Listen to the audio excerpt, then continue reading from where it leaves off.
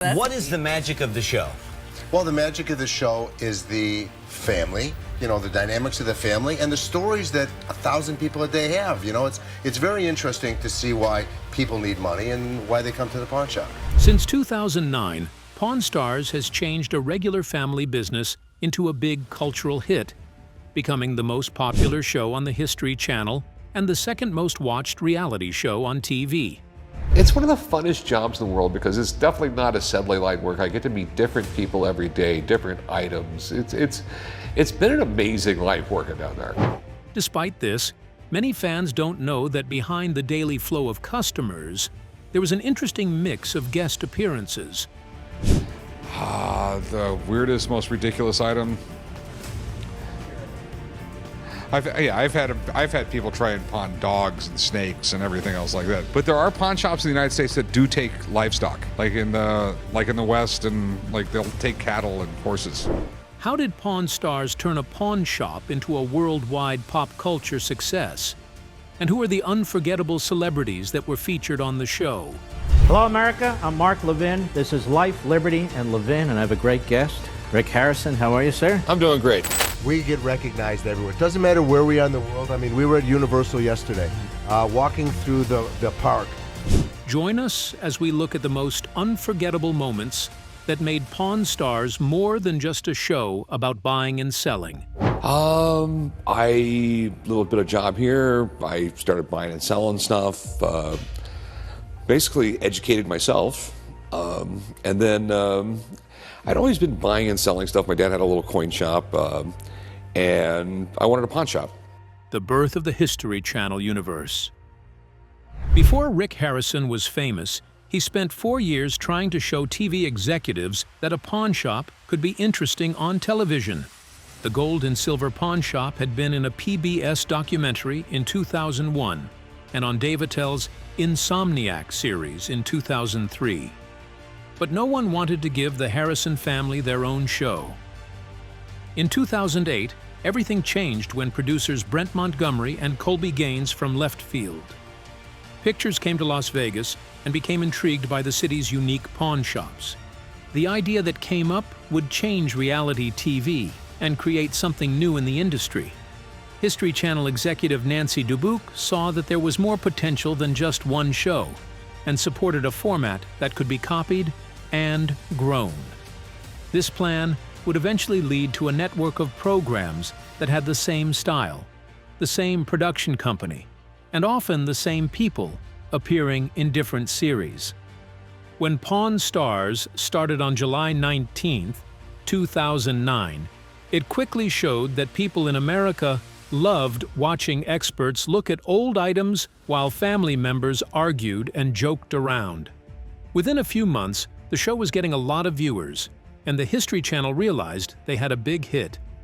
The question was no longer if they should make more shows, but how many they could make without hurting the main brand. This growth helped create one of the most popular reality show series on TV.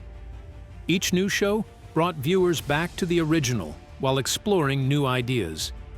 This opened the door for crossovers that mixed different shows and created unforgettable moments that went beyond any one show. The network's first opportunity to expand the Pawn Stars universe came from an unlikely source, a skilled craftsman who had been appearing in the background of several episodes.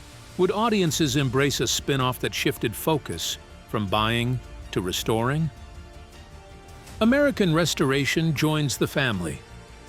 Rick Dale never imagined that his small restoration shop in Las Vegas would become the centerpiece of its own television series.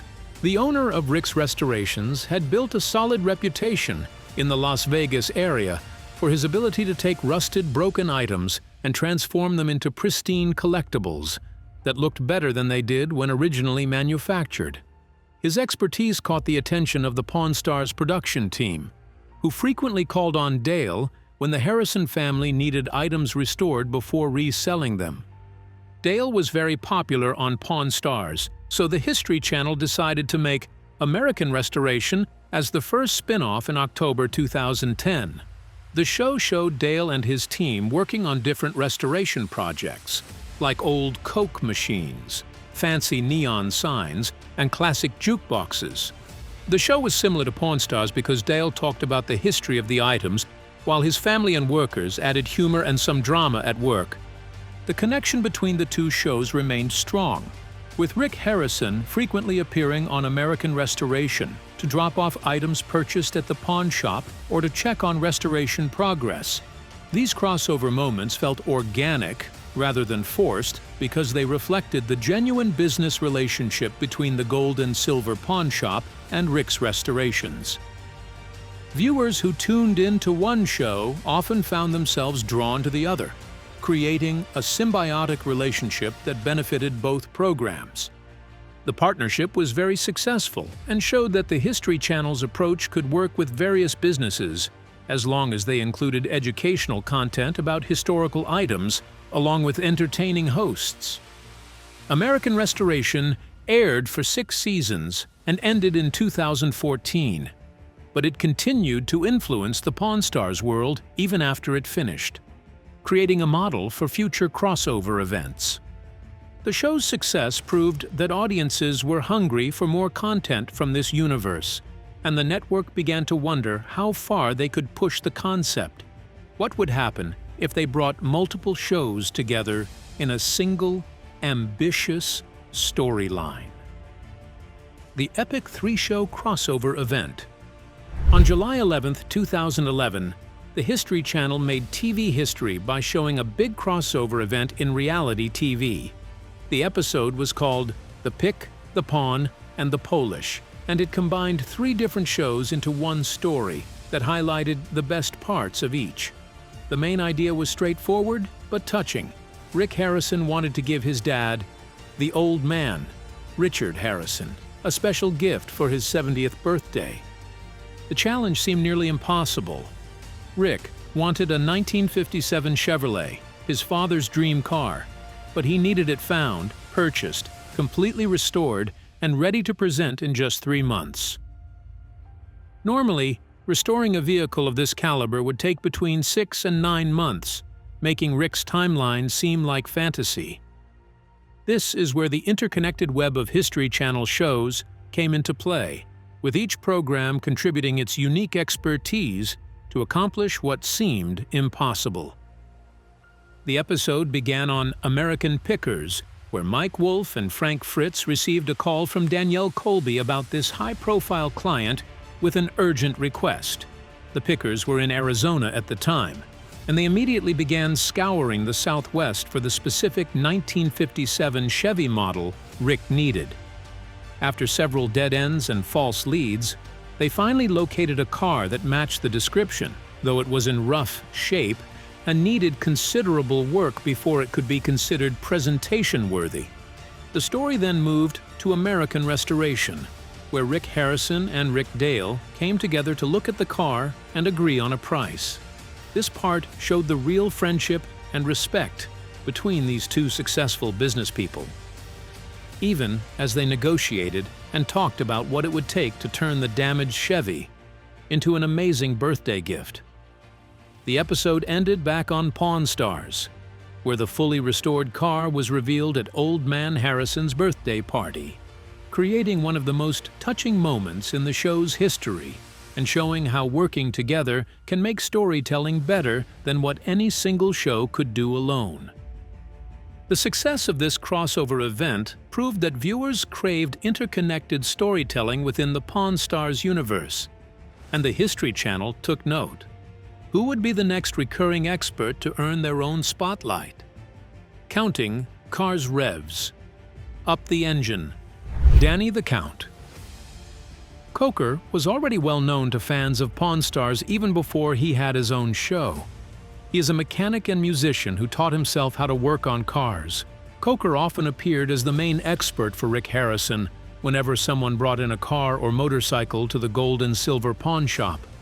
He has a unique appearance, often wearing a black bandana, sunglasses, and a leather jacket, which made him easily recognizable among the many experts who appeared on the show. His enthusiasm for vehicles was contagious, and viewers could see how much he loved what he did. Coker's presence added a special energy to the show, making it more enjoyable for everyone watching. Coker's expertise came from deep roots in the automotive industry. Growing up in Cleveland and Detroit, where his father worked for Ford Motor Company, Danny developed an obsession with fixing, customizing, and restoring vehicles from an early age. He had started Count's Customs in his own garage back in the 80s, gradually building it into one of Las Vegas's premier custom car shops. His friendship with Rick Harrison extended beyond business, as both men shared a love for unique automobiles and understood the value of turning that passion into profit. In August 2012, History Channel launched Counting Cars as the third spin-off of Pawn Stars, with Coker as the charismatic centerpiece. The show followed him and his crew at Count's Customs as they found, purchased, restored, and customized classic cars and motorcycles. The format allowed Coker to showcase his full range of talents, from negotiating deals to overseeing intricate restoration work to performing with his band, Counts 77, during downtime. The connection to Pawn Stars remained strong throughout Counting Cars' 10-season run from 2012 to 2021. The pilot episode featured Rick Harrison bringing in a classic Mustang Fastback that needed transformation into a bullet tribute car on a modest budget. These crossover moments continued throughout the series, reinforcing the interconnected nature of the History Channel's Las Vegas-based programming. Even after Counting Cars ended, Coker remained active in the Vegas entertainment scene and made guest appearances on Rick Harrison and Chumlee's Pawn Stars After Dark podcast, launched in 2025, proving that these relationships extended far beyond the cameras. With 3 successful spin-offs established in Las Vegas, the History Channel began to wonder if the Pawn Stars formula could work beyond American borders. Could the show's appeal translate to a completely different culture and historical context? The international expansion to the United Kingdom. In 2013, the History Channel attempted something ambitious, creating an international version of Pawn Stars that would capture the same magic but with a distinctly British flavor. Pawn Stars UK premiered on August 26, 2013, filmed at the Regal Pawn Shop in Sealand, Flintshire, Wales, just outside Chester, England. The show featured owner Big Mark Manning, his daughter Vicky, his best friend Mark, Little Mark Holland, and other colorful staff members as they evaluated historically significant items with deep connections to British history. The show's connection to the original Pawn Stars wasn't just cosmetic or coincidental. Rick Harrison himself appeared in the first episode as a special guest, traveling to England during what was meant to be a vacation but turning into an opportunity to experience pawn shop life on the other side of the Atlantic.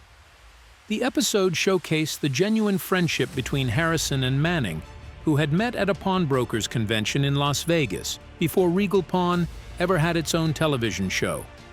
During his visit, Rick joined Big Mark and Little Mark for an unforgettable experience. Test driving a military tank originally used in the Battle of the Somme during World War I. The segment perfectly captured the different flavors of British versus American pawn shops, with the UK version offering access to artifacts from centuries of European history that American shops could never match. Rick also had the opportunity to handle a piece of the RMS Titanic, though the asking price of £1 million kept him from making the purchase. While Rick was busy with the tank adventure, he also conducted business back at Regal Pawn, where he was offered the chance to purchase an official title of British nobility that would make him Lord Harrison. The episode showcased Rick's sharp negotiating skills as he haggled down the price, all while purchasing a pair of boots from one of Elton John's stage costumes and collecting vintage antique maps. Sadly, Pawn Stars UK only lasted until November 2014, and Regal Pawn itself went bankrupt and closed permanently in 2015. But the crossover episode remained a beloved moment that showed the universal appeal of the pawnshop format. While the History Channel was celebrating its successful expansion into international markets, a different network was launching its own pawn shop series with a dramatically different tone. Would this new competitor threaten Pawn Stars' dominance, or could both shows coexist in the reality TV landscape? The hardcore pawn rivalry that never was. Not every connection between pawn shop shows proved friendly and collaborative. When True TV launched Hardcore Pawn in August 2010, just 1 year after Pawn Stars premiered, the comparisons were inevitable, and the tensions were palpable. The Detroit-based show followed Les Gold and his children Seth and Ashley as they ran American Jewelry and Loan, a massive pawn shop in one of Detroit's most economically challenged neighborhoods. Unlike the educational, history-focused approach of Pawn Stars, Hardcore Pawn emphasized the raw human drama and sometimes volatile confrontations between customers and staff. The similarities in format led many to label Hardcore Pawn as simply a knockoff trying to capitalize on Pawn Stars' breakout success.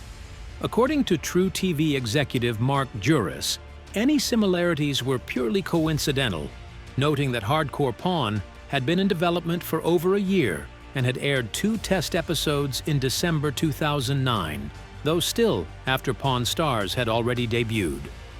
The shows initially aired opposite each other on Monday nights at 10 p.m. Eastern Time, which only intensified the rivalry and forced viewers to choose sides.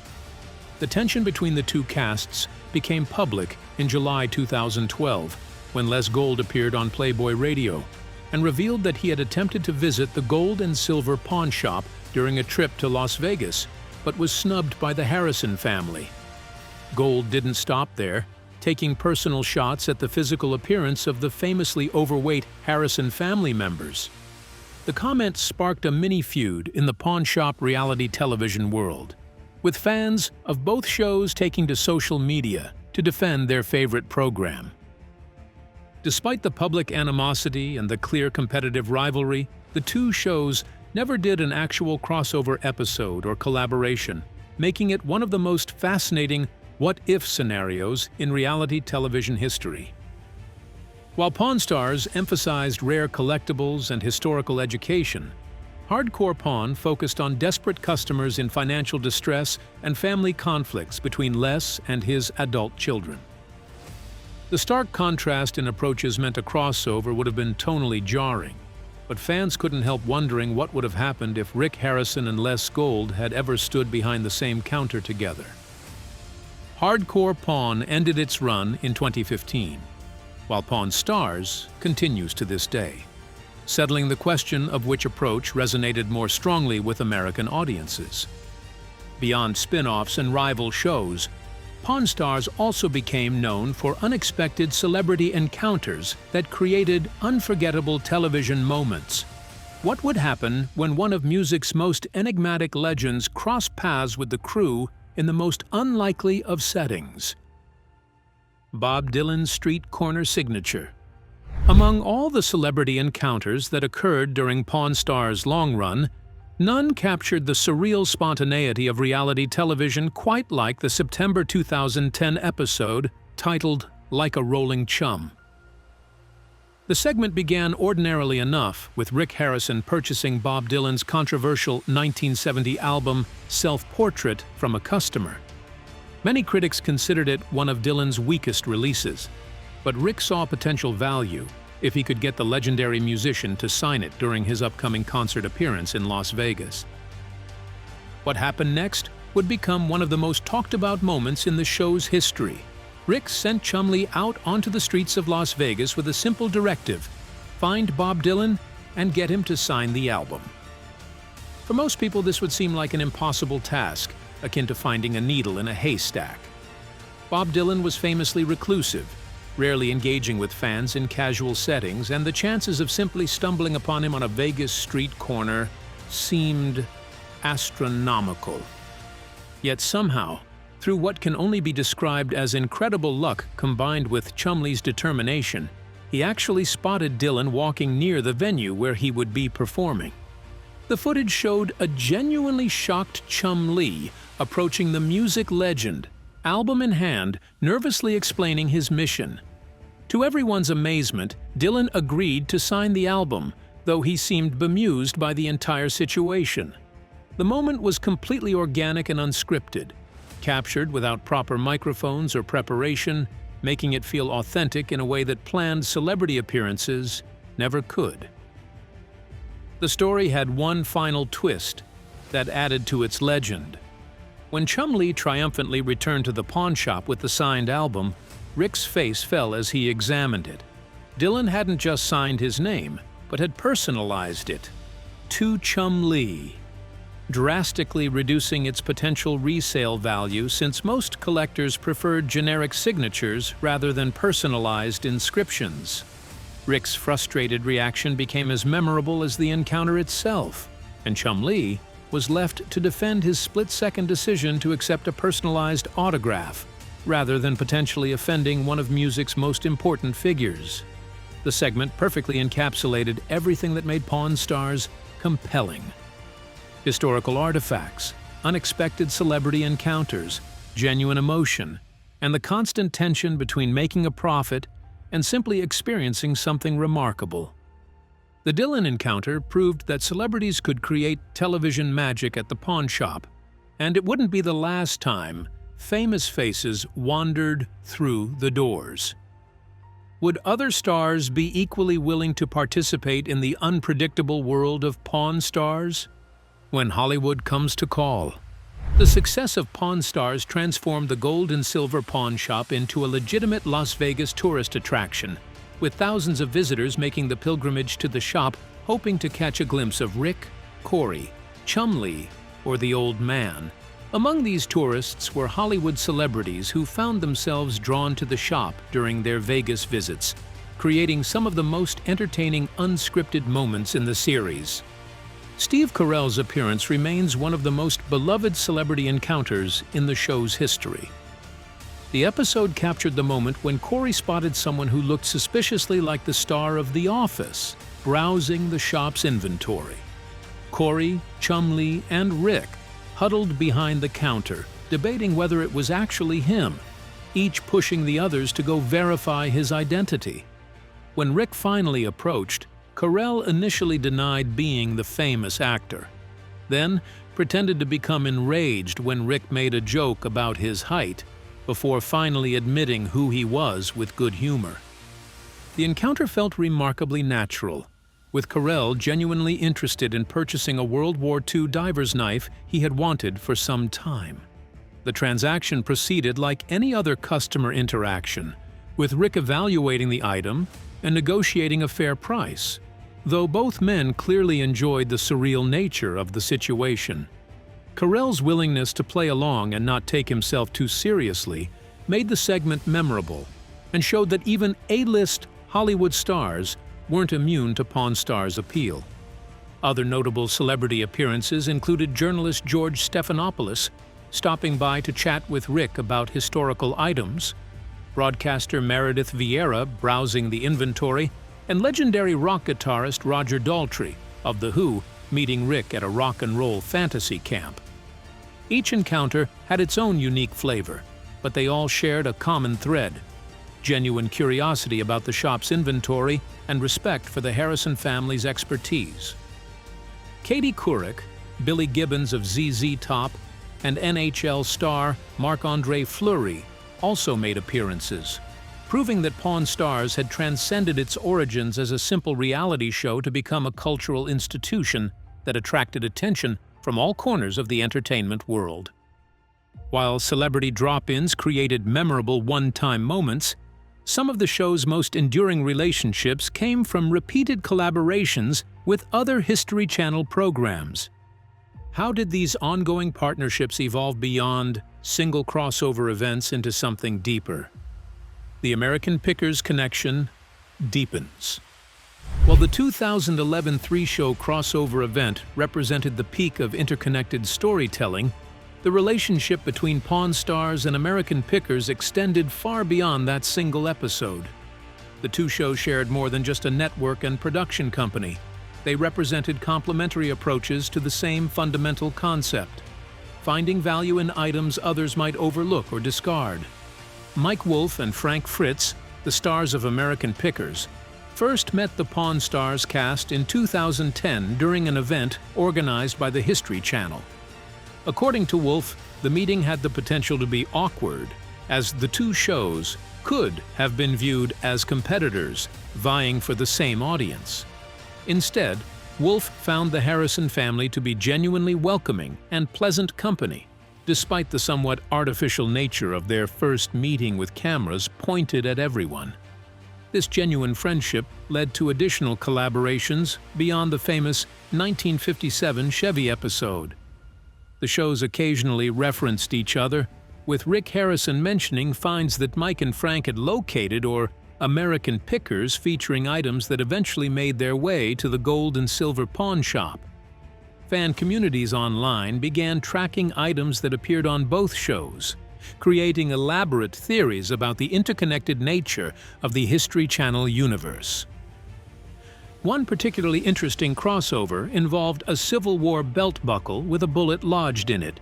Eagle-eyed viewers noticed that Mike had discovered the buckle during an American Pickers episode, only to have it appear later on Pawn Stars when a customer brought it in claiming to have purchased it from an antique shop. A Pawn Stars expert determined the buckle was fake, leading to speculation about whether the entire sequence was orchestrated or simply an unfortunate coincidence. These moments, whether planned or accidental, created a sense that all these shows existed in the same universe, with items and people flowing between them in unexpected ways. As Pawn Stars continued its remarkable run, the accumulation of crossovers, spin-offs, and celebrity encounters revealed something more significant than mere entertainment. What did this interconnected web of programming teach the television industry about the future of reality TV? The legacy of crossover, success and what it means for reality television. The crossovers, collaborations, and celebrity encounters that defined much of Pawn Stars' history represented something larger than simple promotional stunts or ratings grabs. They demonstrated a fundamental shift in how reality television could be produced and consumed, creating interconnected universes that rewarded loyal viewers while remaining accessible to casual audiences. History Channel's strategy with Pawn Stars and its related shows proved so successful that other networks attempted to replicate the model with varying degrees of success. Discovery Channel tried to create similar interconnected programming with shows like American Chopper and Miami Inc., while HGTV built its own universe of home renovation shows featuring personalities who appeared across multiple programs. The lesson was clear. Audiences enjoyed seeing familiar faces in different contexts and appreciated the sense that these shows existed in a cohesive world rather than isolated bubbles. The celebrity encounters, from Bob Dylan to Steve Carell to Roger Daltrey, elevated Pawn Stars from a simple reality show about buying and selling to a genuine cultural phenomenon.